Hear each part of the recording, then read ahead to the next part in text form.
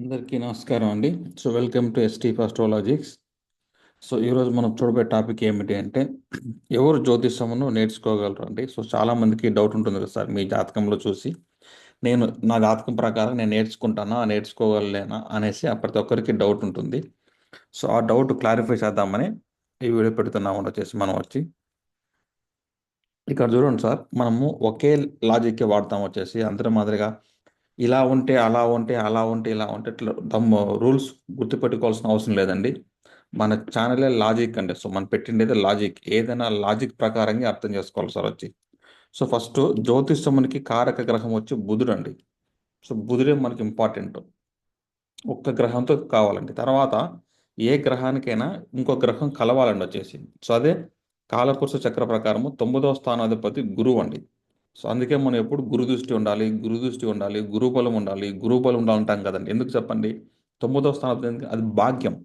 జ్యోతిషం నేర్చుకునే నీకు భాగ్యం ఉందా లేదా అనేది గురువు డిసైడ్ చేస్తారండి. తర్వాత గురువు మనకు చూడండి, బుధుడు అంటే తెలివి, గురువు అంటే ఎంకరేజ్ చేయడము, ఎక్స్పాండ్ చేయడము. గురువు ప్లస్ బుధుడు కలిస్తే తెలివిని ఎంకరేజ్ చేయడము, తెలివిని ఎక్స్పాండ్ చేయడం జరుగుతుందండి. అప్పుడు మన జాతకంలో గురువు బుధుడు ఇట్లా వైస్ వర్స, ఇట్లా ఈ నక్షత్రం కానీ ఇవి కానీ ఇట్లా ఇట్లా ఈ రెండు మనకు లింక్ అవుతుందండి. అంటే బుధుడికి గురువుకి ఇక్కడ లింక్ అయ్యింది అనుకోండి, అప్పుడు మీరు జ్యోతిషంని నేర్చుకోగలరు అనేట్టుగా అర్థం వచ్చేసి. ఎప్పుడు బుధుడు అంటే తెలివి ఉండాలి. మీ తెలివిని ఎదుటి వాళ్ళకి ఎక్స్ప్లెయిన్ చేయాలి, అర్థమయ్యే విధంగా చెప్పాలంటే మనకు గురువు సపోర్ట్ కావాలి సార్ వచ్చేసి. అదేనమాట కావాల్సింది. చూడండి, ఇక్కడ లాజిక్గా రాశానండి. ఫలితాలను ఎన్ని రకాలుగా చెప్పవచ్చును. ఇప్పుడు జ్యోతిషం ఎవరు నేర్చుకోగలరు అంటే ఫలితాలు ఎన్ని రకాలుగా చెప్పవచ్చు. ఫస్ట్ రాశులు అండి. రాశుల వారిగా చెప్పవచ్చు. ఫస్ట్ ఏ రాశి అండి? బుధుడికి అధిపతి ఏ రాశి అండి? మిథున రాశి, కన్యా రాశి అండి. బుధుడికి అధిపతే కదండి రాశులు. తర్వాత బుధుడు నక్షత్రాలు తెలుసు కదా సార్, రెండో పాయింట్. ఆశ్లేష, జ్యేష్ఠ, రేవతి, ఇది బుధుడు యొక్క నక్షత్రాలు. వీళ్ళు కూడా నేర్చుకుంటారు. తర్వాత లగ్నాల వారిగా చెప్పవచ్చును. మిథున లగ్నము, కన్యా లగ్నం అండి. తర్వాత గ్రహాల కలయిక, ఇది అన్ని దానికి అప్లికే అవుతుంది సార్. గ్రహాల యొక్క కలయిక వల్ల చెప్పవచ్చును. గురువు బుధుడు కలిసి చెప్పవచ్చును.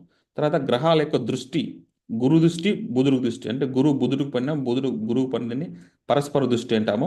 ఆ దృష్టి ఉన్నా కూడా నేర్చుకుంటాం సార్. 5వ దృష్టి ఉన్నా చాలు. గురువుకి 5వ దృష్టి, 7వ అంటే మీ జన్మజాతకంలో గురువు నుంచి 5వ స్థానంలో బుధుడు, 7, 9లో బుధుడు ఉన్నా కూడా నేర్చుకుంటారు సార్. తర్వాత గ్రహాల యొక్క డిగ్రీస్ ప్రకారంగా 1 డిగ్రీ టు 5 డిగ్రీ లో డిగ్రీ అంటే వీళ్ళు ఖచ్చితంగా నేర్చుకుంటారండి. వీళ్ళకి ఇష్టం, కానీ టైం పడుతుంది. ఏదో ఒక రోజు ఖచ్చితంగా వాళ్ళైతే నేర్చుకుంటారు సార్ వచ్చేసి. అది తర్వాత బుధుడు 25 నుంచి 29 అండి. ఇది అంతే సార్. లో డిగ్రీ ఉండాలి, హై డిగ్రీ ఉండాలి. తర్వాత బుధుడు వక్రీకరించిన వాళ్ళు, వీళ్ళు రీసెర్చ్ మైండ్ సార్ వచ్చేసి. నాకు కూడా బుధుడు వక్రీనే. నా దగ్గర మిగతా ఛానల్ దగ్గర డిఫరెంట్గా ఉంది. ఏం సార్ రీజన్ అంటే బుధుడు వక్రీకరించడం వల్లనే డిఫరెంట్గా ఉంటాయి సార్ మన దగ్గర.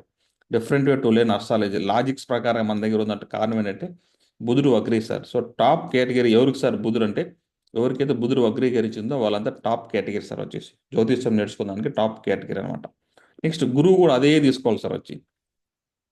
గురువు రాసుల వారికి చెప్పవచ్చును. అంటే ఫలితాలు అంటే రాసుల వారికి చెప్పవచ్చు అంటే మిథున రాయలేదు సార్, నేను ఇక్కడ మర్చిపోయింది కదా సార్ ఇక్కడ. ఇక్కడ వచ్చి ధనుసు రాశి, మీనే రాశి సార్. ఇక్కడ ధనుసు రాశి, మీనే రాశి. తర్వాత నక్షత్రాలు అంటే ఈ గురువు యొక్క నక్షత్రాలు ఉన్నాయి కదా సార్, అవి చెప్పాలన్నమాట. గురువు యొక్క నక్షత్రాలు. తర్వాత లగ్నాల వారిగా ఇక్కడ ధనుసు లగ్నము, మీన లగ్నం అండి. ధనుసు లగ్నము, మీన లగ్నం అండి వచ్చేసి.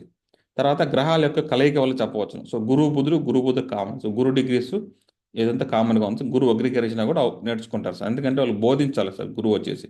వేరే వాళ్ళకి చెప్పడంలో కరెక్ట్గా చెప్తారు. ఎంత చెప్పాలనో అంతే చెప్తారండి గురువు వక్రీకరిస్తే. అందుకు ఈ రాశులు గుర్తుపెట్టుకోండి సార్. ధనుసు రాశి, మీన రాశి అండి గురువు రాశులు.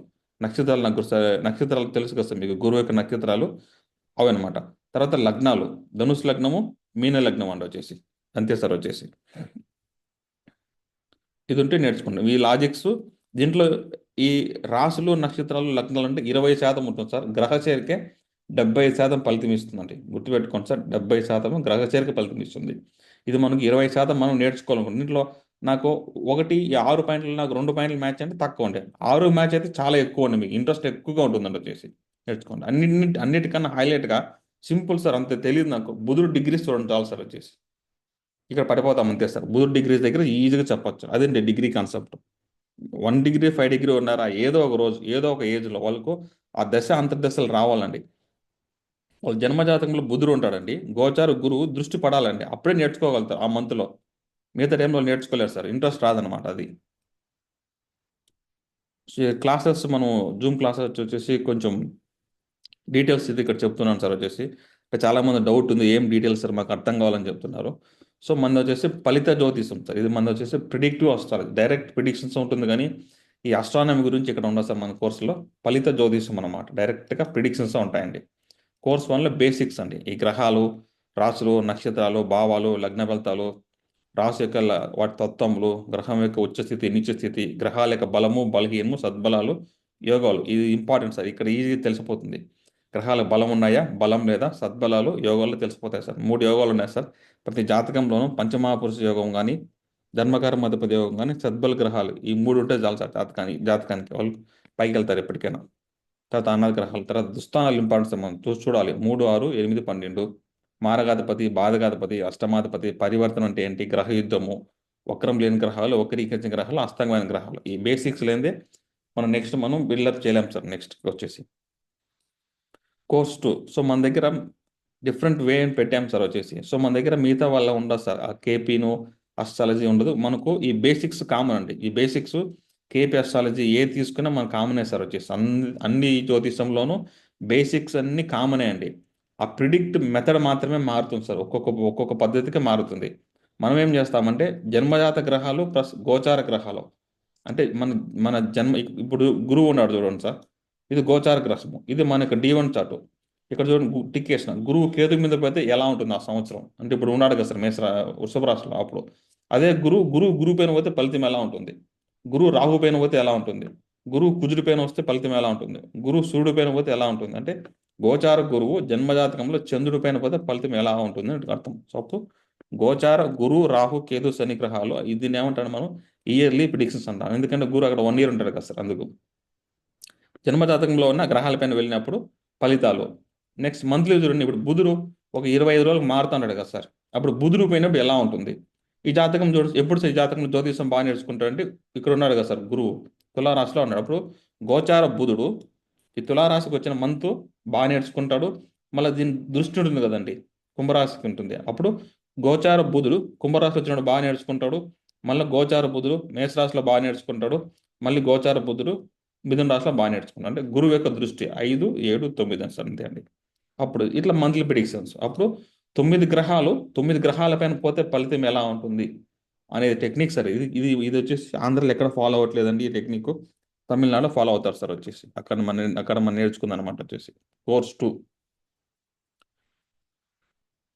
నెక్స్ట్ ఇది అయిపోయింది కదా సార్.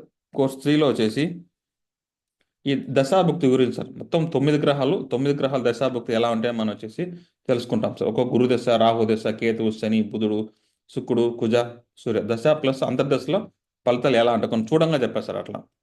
కోర్స్ 4లో వచ్చేసి గ్రహాల యొక్క కలయిక అండి. ఇప్పుడు 9 గ్రహాలు మిగతా 9 గ్రహాలతో కలిసి ఉంటుంది కదా సార్. టేబుల్ వేసాను, దీన్ని మార్క్ చేశాను, ఇవంత అవసరం లేదండి. ఇప్పుడు సూర్యుడు కుజుడు ఉన్నాడు సార్. ఇక్కడ చూడండి మళ్ళీ కుజుడు సూర్యుడు ఉన్నాడు సార్. అప్పుడు 2 ఒకటే కదండి. అవి టిక్ మార్క్ కొట్టేసి అన్ని కలిపి లాస్ట్కు టోటల్గా 35 కంజక్షన్స్ ఉన్నాయి సార్. అంటే గ్రహాల యొక్క కలయిక. ఇప్పుడు రెండు గ్రహాలు చెప్పామండి. 3 కలిస్తే కలుపుకోవాలి అన్ని సార్. ఏం లేదు, అన్ని కలుపుకోవాలి సార్ వచ్చేసి. ఈ 2 గ్రహాలు తెలిస్తే చాలండి సార్ మనకు. 3వ గ్రహం కలుపుకోవచ్చు అనమాట. ఇప్పుడు శని రాహు అంటే ఏం ఫలితము, శని బుధుడు అంటే ఫలితం ఏంటి ఇక్కడ ఉంటుంది సార్. అంతే సార్. చూడు శని బుధుడు ముగ్గురు ఉన్నారు, 3 కలుపుకోవాలి సార్ వచ్చేసి అంతే. సో శుభగ్రహాల కలయిక, పాపగ్రహాల కలయిక, 35 కంజక్షన్స్ ఉంటుంది. ఇదో క్లాస్ అనమాట, ఇదో కోర్సు. తర్వాత కోర్స్ 5 చూడండి సార్. మీరు ఇక్కడ జూమ్ చేసుకొని చదవండి. ఈ డిగ్రీ సిస్టమ్ ఎక్కడ మీకు చెప్పబడదు, తమిళలో మాత్రమే చెప్పబడుతుంది. ఇది చాలా ఈజీగా నేర్చుకోవచ్చు అండి. ఓకేనండి.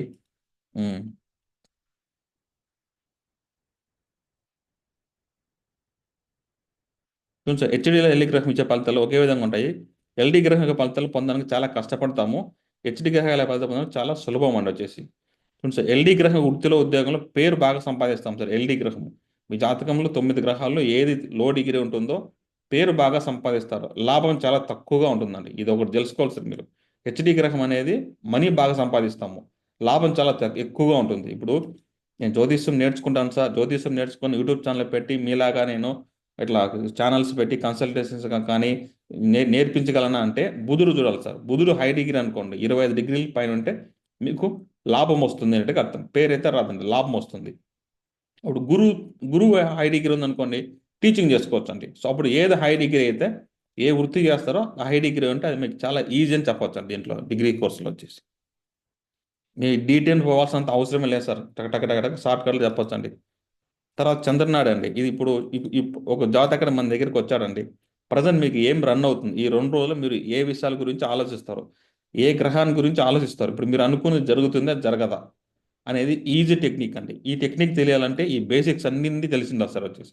ఒక్కొక్క గ్రహ కారకత్వము, ఏ భావంలో ఉంటే ఏంటి, భావాధిపతులు అన్నీ తెలిస్తే గానీ మేము ఈ టెక్నిక్ మనము ఉపయోగించలేమన్నా వచ్చేసి ఫైనల్‌గా. ఇప్పుడు చెప్పొచ్చు. ఇప్పుడు జస్ట్ ఏం చెడుకోకుండా ఇప్పుడు చంద్రుడు ఉన్నాడనుకోండి. నెక్స్ట్ రాహు టచ్ అవుతారు కదా సార్. ఈరోజు చంద్రుడు వచ్చేసి మిథున రాశిలో ఉన్నాడండి. సపోజ్ ఎవరికైనా కర్కాటక రాశిలో రాహు ఉంటే వాళ్ళ బుద్ధి ఏ క్వశ్చన్ అయినా నెక్స్ట్ అది నెగిటివ్‌గా అనేట్టుగా అర్థం అండి.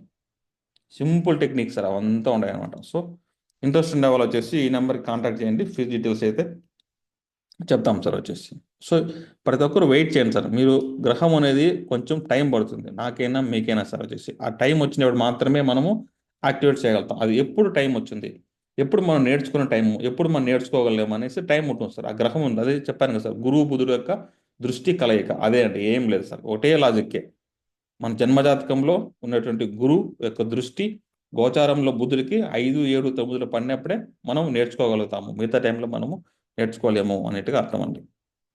Okay. Thanks for watching this video అండి.